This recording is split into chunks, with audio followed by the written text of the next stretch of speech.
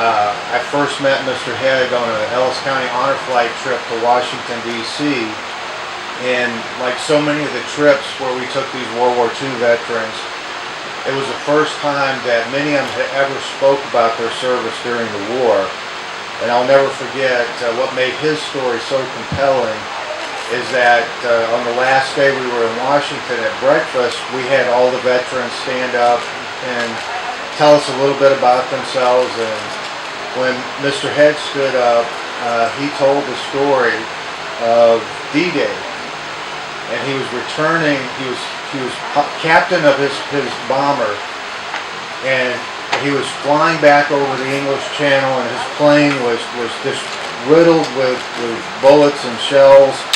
And he said you could look down between him and the co-pilot and see the earth, and then you could look up and see the sky because there was this giant hole that had shot right between him and the co-pilot. And they were barely holding the plane together.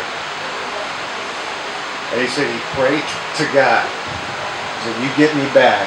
I'm going to devote the rest of my life to making a difference in this world. He said, I was never so relieved to see the white cliffs of Dover in my life. Well, he finished the war. He came back to Waxahachie, and he served as a teacher at Waxahachie High School and a coach. And there was a party recently, some of you may have read it in the paper. Many of his former students came to the party to honor him. And many didn't know until recently that he secretly had provided them with scholarships throughout his teaching career because he wanted to help the youth. So his was one of the stories I wanted to share with you. And while he couldn't be here today, I wanted to share that. But I do have a great presenter here. This is Mike Sackett. He served as a chief warrant officer in the Army during the Vietnam War, and he was a helicopter pilot. So with that, I'm going to turn it over to Mike, and Mike's going to share his story about being a helicopter pilot in Vietnam. Thank you, Neil, for the introduction. And gosh, how can I follow a World War II bomber pilot that can see the earth and sky in two looks? But we're going to try it here. And most of y'all, I'm Mike Sackett, most of y'all know me as a kind of reporter, photojournalist, daily light, but Bill asked me here, I'm giving Neil my reporter pad and a camera. I don't know. So it's, I'm not sure if I was standing in the right or wrong place. I was standing in the newsroom, and Neil, he says, hey Mike, you're a war pilot. I said, well, yeah, kind of, sort of. He says, we're having a symposium at Chautauqua and I need somebody to talk. He said, okay, well, can you find some other pilots? Well, I knew some people. I knew some current pilots and some pilot veterans, and they were all conveniently busy today, so you got the last man standing here.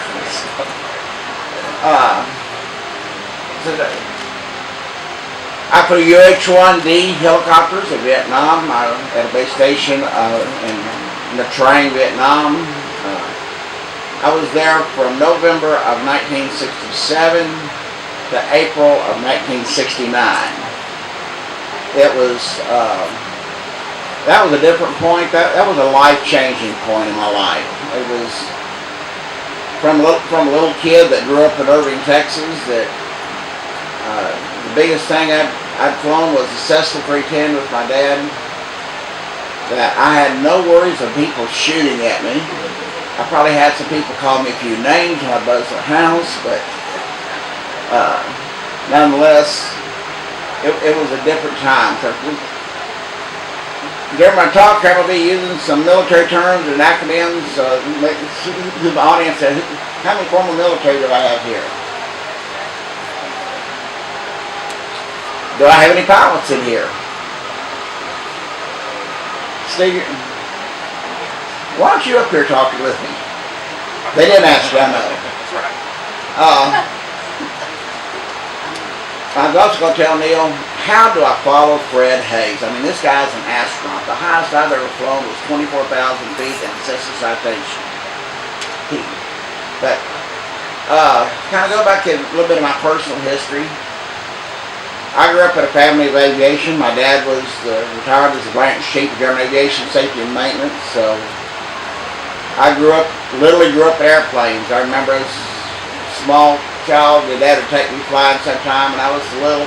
He'd have to put 2 parachutes on me to give me enough bulk to strap me in that tandem Ryan that he used to fly, which is an old high wing craft that had a wood frame, kind of a fabric siding with the right upright. You could literally see kind of through the sides.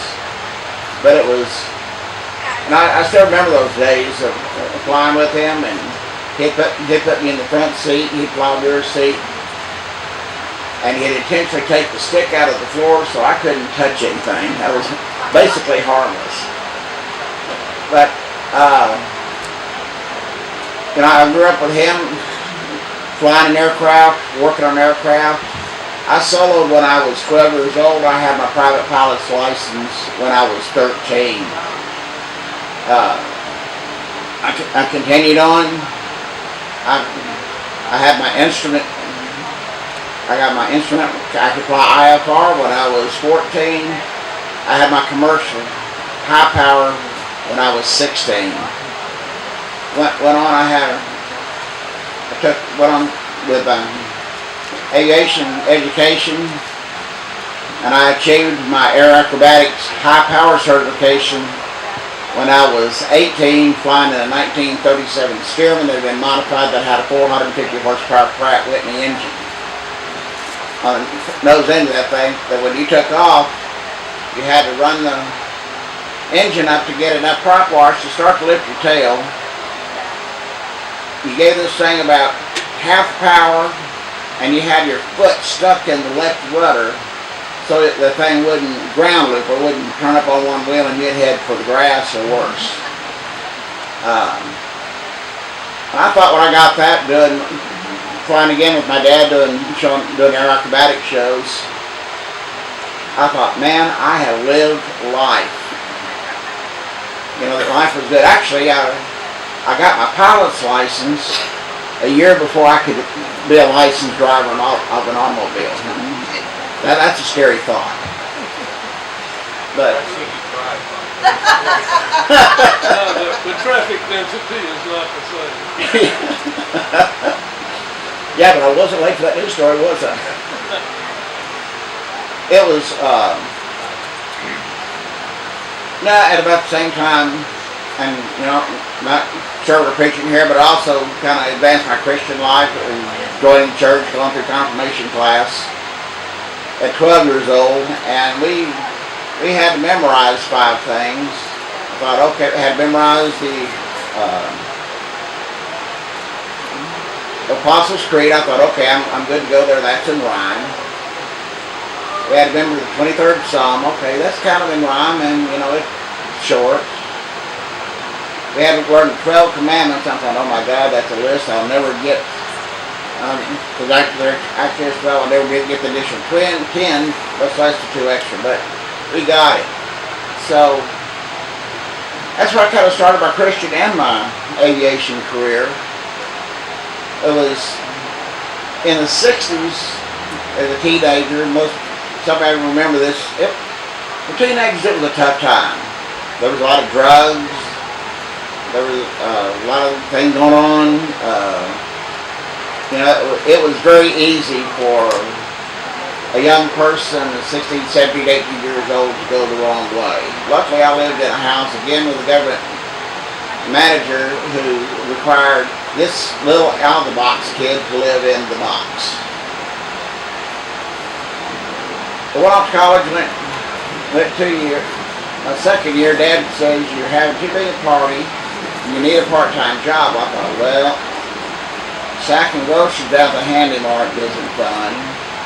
I'd never make a waiter, and I saw an advertisement in the feed store for a crop duster. Okay, this will work. So I was doing crop dusting again in this time 1941 Stearman, which is an old open cockpit biplane, and the crop dusters, they made the rear, you flew front seat, they made the rear cabin, that's where they put the chemical tanks, and that lasted until Dad taught me, and I found out I'd done several no-nos. But at that time, also, I found out, here come my midterm grade average. And I had a grade average that was real close to my draft lottery number of 16. Both of them started with ones. I thought, well, I better sign up before I get signed up and do something that I want to do rather than don't want to do. So I went down to one of these armed forces recruiting stations, and my first choice was Navy because I had two really good friends that were in the Navy. I had two relatives that were in the Navy. And I said, hey guys, is there any way I can fly in the Navy? Well, do you have a degree? And, well, I got an associate degree. That they kind of went, no. And of course the Marines and the Air Force was, I didn't even ask the Air Force. I understood before I got there. And there was an Army recruiter, and he says, hey son, come over here a minute. He says, did you say you could fly? I said, yeah. I said, I also have my AMP, the aircraft and power plant certification, so I can fly and I can work on most of them. He goes, how many hours do you have? Well, by that time I had a little over 600 hours. He says, you qualify. I qualify for what? He says, well, you don't have a degree, no. He said, how many hours do you have? I said, well, I got about 62, 64 hours that I actually passed something, barely. He says, you qualify for the War Officer Program. I'm going, great. I thought, sounds good to me. It's a long range fly. I had no earthly idea what I signed up for. All I know was I avoided the draft, and he said I could fly. Signed up. Of course, we went where all these young recruits made in this region. We went to Fort Polk, Louisiana, which I'd always heard. I heard all the horror stories of Fort Polk. I'm going, all right, you'll live through this, you'll live through this, you'll live through this. I got there, and they said, they had a group of about 80 of us this one, and they said, okay, all of you guys are pilots. Okay. Yeah, well, we signed up to be. He says, you're not going to have to complete the full soldier basic. Works for me. So basically, we got the classroom, you're in the Army now. Learned what all the rank badges were, who to salute, not to salute. And we had to take a physical fitness test. And by some miracle, I passed that. And I was off to Fort Benning, Georgia to learn to fly. Well, when I got to Fort Benning, Georgia, we got in our training squadrons. The FTO, which is they're an acronym for Flight Training Officer, he came on getting me. He goes, I understand you have quite a few fixed wing hours. Yes, sir. He says, here's how you're going to get through this. You're going to keep your mouth shut. I thought, I'm in trouble. He says, second part of that is, you'll have every chance you have to keep your mouth shut. Take advantage of each and every one of them. Okay, I'm good with that, I think. I got through that. We started off with the basic training. Basically, I was told to be stupid and, kind of go with the flow. But they kind of figured out that when I climbed that little Cessna T-34, they figured out real quick it wasn't my first rodeo. I was advanced to, I was put in a T-28. Which I told them, this is probably going to be your primary aircraft in Vietnam. I'm going, wait a minute.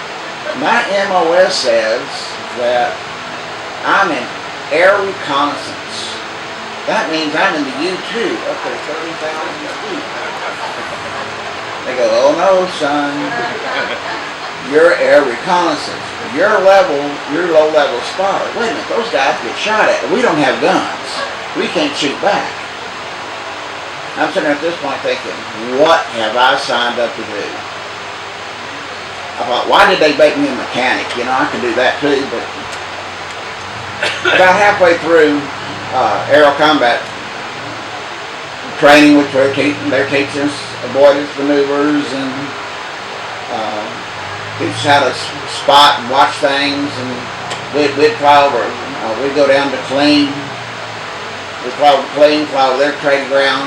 We also flew over the Marine camp in Fort Benning, so we could practice telling somebody back yonder what we saw, where the troops were, what the movements were, what type of artillery we have, all while flying this aircraft at about 400 feet AGL, above ground level, and telling what we see and keeping hold of this craft at the same time, and then watching somebody else that might want to shoot you down. And think, okay, this is. I didn't know it then, but we were really early multitaskers. We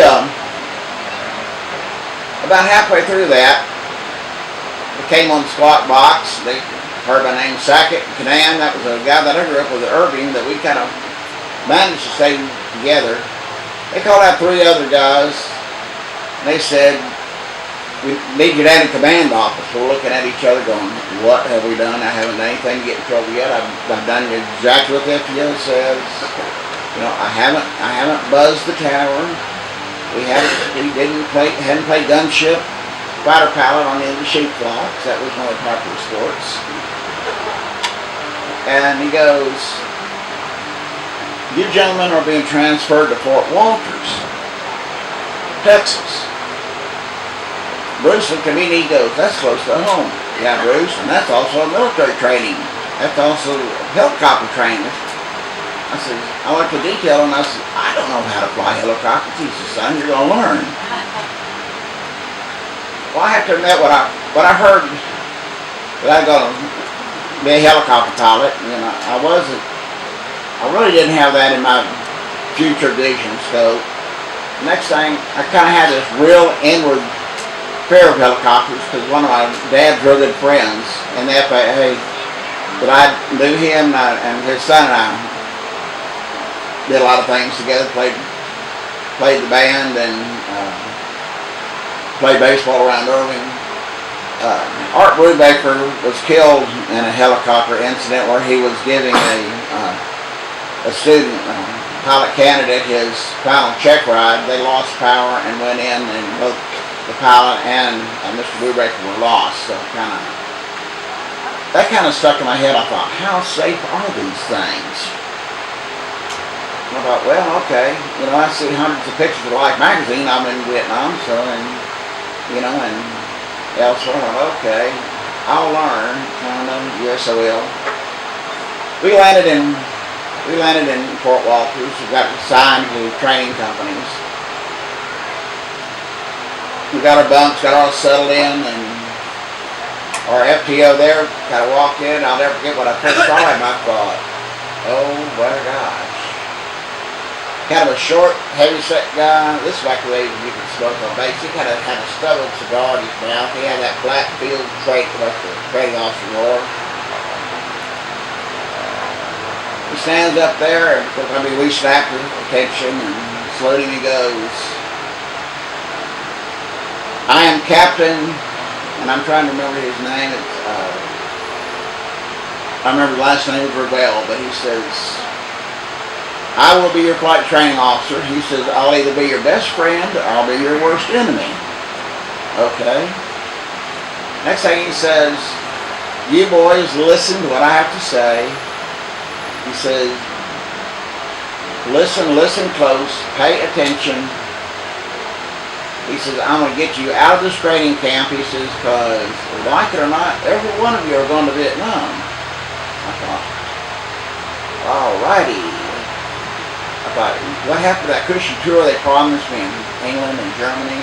That didn't happen. We kind of knew we were going to Nam anyway, but we survived it. There I did pull a few hijinks. One I remember was in his opening ceremony, his opening statement, he says, "Now gentlemen, there's 2 things I'm already hip to, so don't try it. When you're tired of base food, don't land in the parking lot of the charbroil and tell me that you've got hydraulic trouble or you're overheating, and while you're waiting for the truck to come get your bird, well, you have to go to charbroil to get lunch." He says, "I'm on that one. Next thing, I do not want to see or hear any of y'all in the Rotor Club." And we're going, what's the Rotor Club? Well, the Rotor Club was the off-base club that was way out on the far south side of the Mineral Wells city limits. That was kind of the after hours club, and where the retirees went, where some of the officers went, and a lot of the crew went. But nonetheless, he says the Rotor Club is off limits. Is that clear? Well, okay, I understood that. Part of our training, after I graduated from the Little Bell 4GUs, the little bubble front toppers, we were in A and B model Hueys, and we were practicing because one of the skills we had to do was be able to fly rivers. And so we went out there in the river that's on the south side. We're doing it well. My left seat, he tells me, Mike, he said, we got problems. What? He said, we're dripping hydraulic fluid. Identify ourselves, tell them, we are in the parking lot of Rotor Club, and I now have hydraulic fluid running out both doors. I mean, our pressure is dropping quickly, so I knew I had to get that thing down, or I wasn't going to have flight control. There's Captain Lavelle, he's on that squawk box. Boys, I better find both of you in your seats when I get there with nothing in your hands. This was about July in Mineral Wells. July in Mineral Wells can be really pretty miserable. We're sitting there in this enclosed, we got the doors open, we got the vent windows open, we got our log books. Bang. We've been there about 10 minutes, and this lady came walking out, and she says, I know you're underwater, don't come in here. She says, but would you like a glass of water? Yes, ma'am. Of course, he showed up. There we were, right in position with our glass of water. What we didn't know was his wife was the manager of the Rotor Club. Well, I'm glad we didn't. Graduation day was a special day for all of us. We knew that we had ended one journey, we were getting ready to begin another.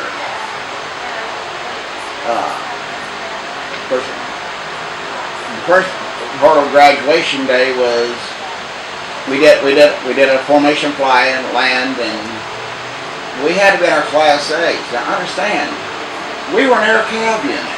That meant we had the short jackets, valves, little riding pants, and a high riding boots.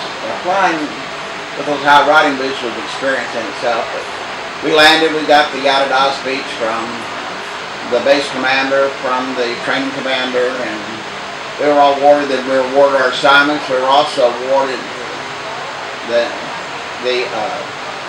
squadron commanding pilots and wingman of those squadrons was also named.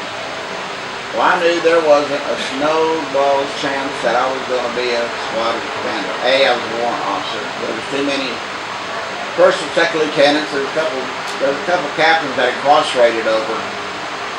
And a good friend of mine that I trained with was named lead commander. And congratulated. Then they're calling the wingman of those squadrons, and I was called out to be the wingman. I'm going, wait a minute. You got to get out of here this wrong. No, I was wingman. I was the second in command of my squadron.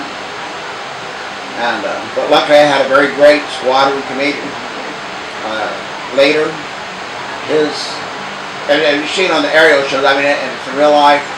Most pilots, we all had nicknames. His name was Vice Grip, because he would get on that control handle. That guy, I think he had the strongest arms. I mean, he had a death grip on the control handle. I don't think he could have fly that thing off. Mine was 6-shooter, which is another story. We'll go a different day. But I carried a model. I'm convinced him that after I qualified to carry a Model 19 Smith & Wesson, because I just did not like that 1911. A warrant officer, I was second in command. They let me. But the graduation, I'll never forget. After we got through, and our parents were there, and base commander comes up. You know, he's shaking everybody's hand. Give him to my dad. Now Dad's standing there in his typical little government inspector pose. I'm going, comes up and he said, "You George Sackett?" That's yeah, I shake hands. He goes, "You know, we tried to figure out if your son was either stupid or crazy. We figured out because of some of the things he pulled. He said, we finally figured out that boy likes to take chances and get by with them. We packed our ships. We flew to San Diego, California by way of El Paso, Yuba, Arizona, and on into San Diego where we landed at the Navy base there. Then we got a quick 1 week course in Navy doctrine, Navy language, and being on an aircraft carrier, and they put us on the Franklin Roosevelt. That was the party for its final six-pack cruise.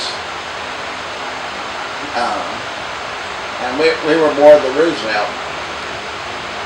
So boarding day came, we got our ships on, and I'm sitting there not knowing. First time I'd ever had boots up, been even close to aircraft carrier was then, standing on the deck, I'm going, we don't leave our helicopter on deck. No, you put them down the hangar deck. Okay. How do we get there?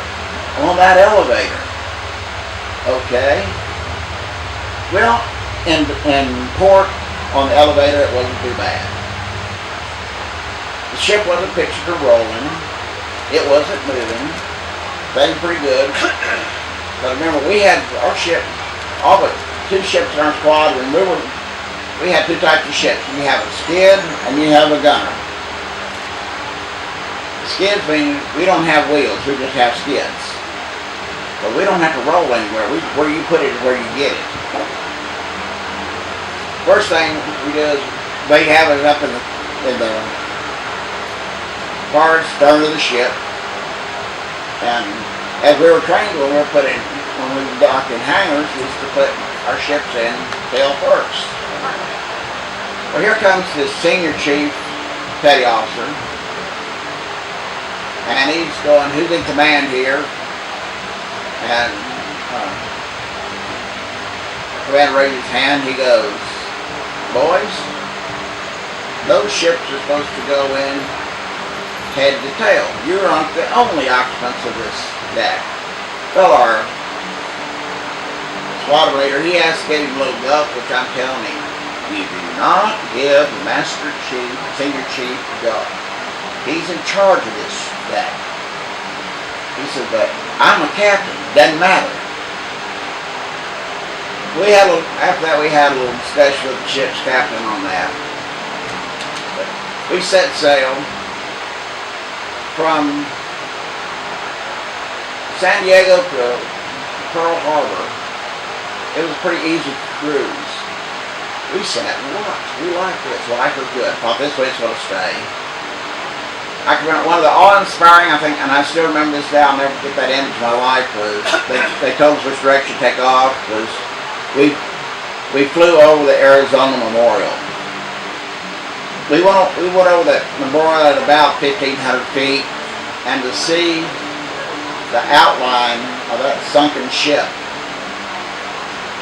with just the memorial on top of it, but you can physically see the outline of the Arizona there, and think how many sailors were lost, how many were still down there, and that was a major point of America's military and our history of freedom, and to see that there, it just nearly brings tears to your eyes.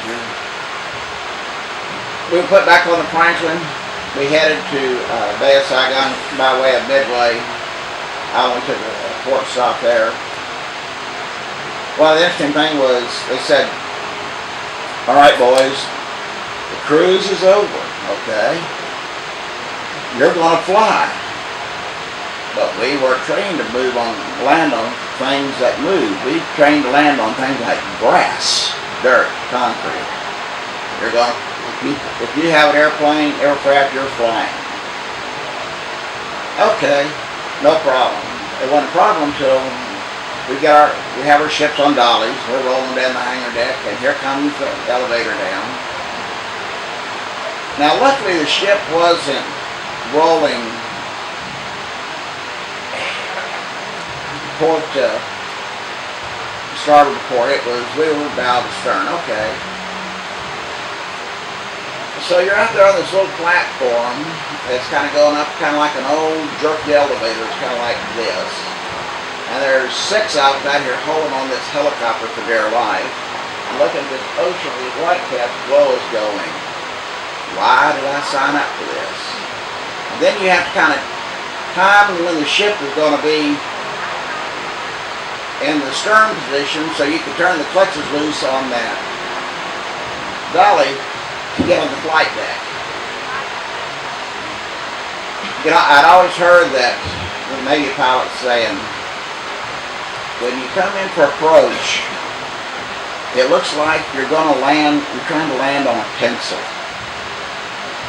They were right. Even at, we get up to 1,500, 1,800, 2,000 feet. Basically, we just fly a pattern. And when it came time to come in, I'm sitting there thinking, that thing is small compared to this ocean. But we survived that. 2 months later, we pulled into the Bay of Saigon. Our company, we departed. We did the Airedales. We thanked them for the joy ride. It was an experience. We landed took off out of Saigon first, then we went down to our main base of the Trang on the southwest coast of Vietnam. I have to tell you, when I landed there, we got out of our ship early. We got out of Saigon, but we were at a regular base, so we were on concrete buildings. I just kind of had to stand and catch my breath because the dirt, the grass, the trees, I guarantee you the clouds look different. I mean, there was nothing that looked like home half a globe away. And I'm sitting there thinking, man, all of a sudden I thought, man, there's only 2 things I know here. My left seat and this helicopter.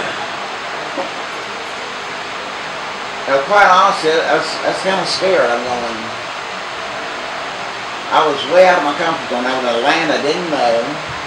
I was in a land of a lot of people that I didn't recognize, that they didn't recognize me. And I'm here to support them and help fight a war. Okay, here we go. As I said, we were an air combat support group. Our mission was to fly troops to LZ, which stands for landing zones. They told us that many of these landing zones were going to be in fire zones or close to fire zones, so you're going to be close to enemy fire. So we took troops, we took supplies, and we brought back empty supply boxes. We brought back troops. Sometimes we brought back wounded troops. We were not designated as air medevac, but in Vietnam, all the rules were almost, there's no rules except obeying the CO. If he says go, you go. And we went. So if there was a casualty, we brought it back. You know, if we'd done our 6 missions that were designated, it was go, and we went. Didn't question success. We didn't question the authority. We went. I remember early one morning, I've been there about 2 months. It was the first flight out. Myself, my left seat, we were doing our final pre-flight check. Walk around the bird. The soldiers that were going to carry out were standing there. And I remember there was one kind of tall, lanky. I called him a kid. He looked like he was about 16 years old. He had his full RV pack on and he had his weapon on him. And I'm looking, and here's the set of Captain Sergeant stripes on him. I'm sitting there. That kid can't be old enough to be wearing those stripes. he's probably looking at me going, he's gonna fly this thing and be out there? You gotta be kidding. At that time I was about half the size I was. I was 20 years old. You know, and I kind of went up and greeted him and said, hey, I'm CW04, Mike Sackett. And he introduced himself. And I said, where are you from? He says, I'm from Kansas. He says, grew up in a farming community. My dad was a grain farmer. And he says, and I signed up. I was at ROTC in high school and college, and I signed up to come defend freedom. Okay. Next question was totally out of the box. You know, for that era, for the scenario we were in. He says, are you a Christian? Well, yes. Well, he said, can we pray? We held hands and had a quick prayer. We loaded up. We flew out. It was about a 25, 30-minute flight out to his LZ. I felt a bang on the top of my helmet. He turned around. I turned around to see what it was, and it was that young farm boy. He goes, save that seat for me. I'll need it when I'm ready to come, when they're sending me back for R&R. You got it, dude. We took off, flew many more missions. Most of their, when we'd fly either troops or combat, unless we were loading heavy equipment, we never completely landed. We landed what we called hot. When we come in, we'd hover about 3 feet above the ground.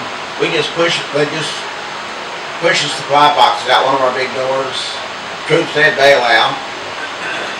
New troops, I mean, they'd grab our skids and climb in, and away we went. It was about a month later, we got a call, and it was about 45 minutes before dusk. And we seldom ever flew after dusk. It was one of the few FAR, Special Air Regulations, that the military did follow. I'm glad of that. But they called and they said, we need 2 choppers. They asked myself and the squadron leader, I want you 2 boys to go because we got to get out there. We've got a Marine captain that's severely wounded. He's going to need to be flown down to Cameroon. So we took on some extra fuel to get down to Cameroon. We landed. We went in, I'm thinking, okay, we're going to go in, lead power up. They're going to push in the gurney. We get down, and the pad controller, he gives us between get out on the ground, cut your engine, I'm going. I'm not comfy about that, because when I cut this engine, to start this little sweetheart up, for a UH-1 Huey with a Lycoming turbo shaft engine, it takes 7.5 minutes to get that thing up to rotation speed to fly. Now you could cheat the system and you could get off in about 5.5 minutes, but you're pushing your luck. It was 7.5 minutes to be flight ready. Well, we shut her down, and then they tell us that the wounded Marine officer is not quite to the LZ, they're bringing him in. Alright. So, while we're sitting there, kind of doing a little pre-flight, do we have any more holes that we didn't have when we left?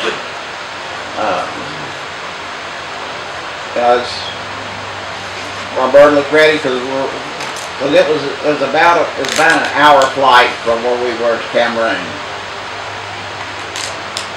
And I thought, have a Marine officer with us, I want to make sure that this thing isn't going down on my watch, because I do not want to explain it to the old man.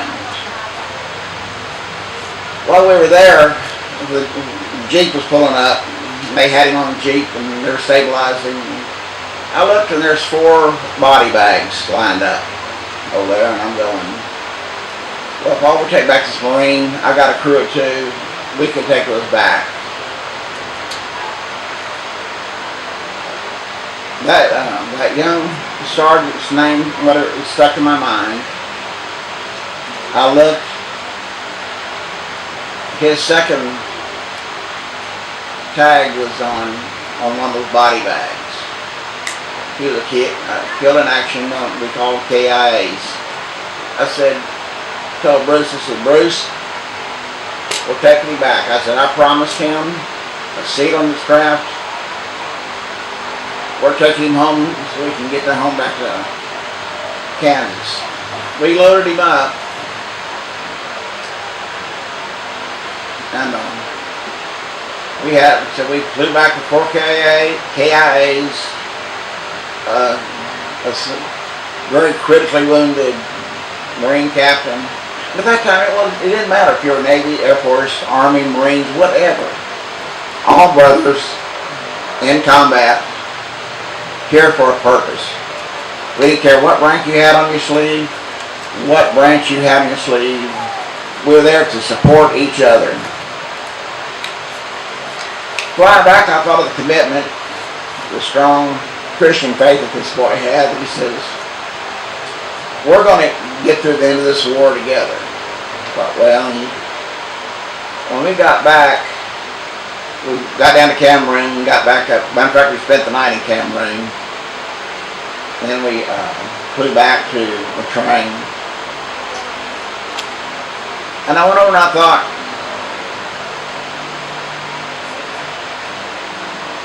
that boy went with unequivocal faith that he was going to make it back home, that he was going to survive this. And one way his spirit did. We went over to this model shop. They made a little sign where you put radio frequencies on sorts of stuff. And we had a brass plate made that came from Psalms 23, verse 19. Yea, though I walk through the valley of the shadow of death, I will fear no evil, for thy rod and thy staff comfort me. We put that plate on the instrument panel of our ship. That was to symbolize that we had the same faith that we're going to get back. And we did. Frequently, we'd have other soldiers aboard and say, well, I'm flying with the Bible thumpers. Well, yeah, you're right, buddy, and you better pray that I get you there. Because several of them haven't. I continued my tour there, doing pretty much the same. We flew over swamps, we flew rivers. That was a different challenge because there's no straight river in Vietnam. If you think the Trinity River is crooked, go to Vietnam. I mean, it's like following a snake. And to fly rivers, we had to fly below treetop level. So you're flying about 30-foot AGL at about 90 miles per hour. And the whole time you're swinging and swaying. And the reason why is because the Kong would hide in the brush on the side of those rivers, and they'd open fire on you as you'd come by. Well, flying that low, all they heard was your rotor noise bouncing between those trees. So they didn't know if you're 100 feet or 10 feet from them. We flew, when we flew over rice paddies, the protocol was, again, we'd fly even lower than that. We get as low as 20-foot AGL, which not much taller than this tent. Again, we were doing 90 to 110 knots over those swamps. And the game that we played was, if you got just enough pitch, you could get a rooster tail. It's like a speedboat would. And we could see who could make the tallest rooster tail. But again, there the game was the Kong using Russian 7 and 9mm rifles, basically old Korean War, World War II vintage bolt action rifles. They'd stand in the swamp in the rice paddies up to about their shoulders. And when you went over, they'd shoot straight up, hoping to get a round up into your rotor, which would send you out of control. So,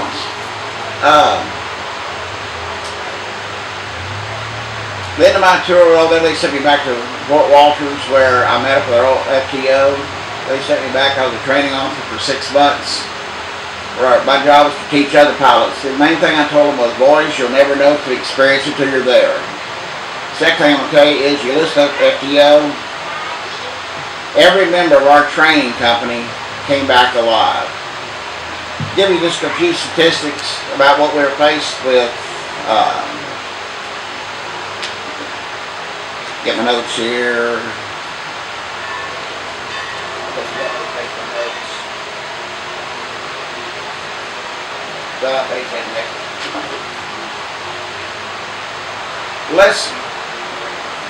About 52% of the UH-1 helicopters that were sent to Vietnam were either shot down or destroyed. 54% of the pilots and their crew were killed in action.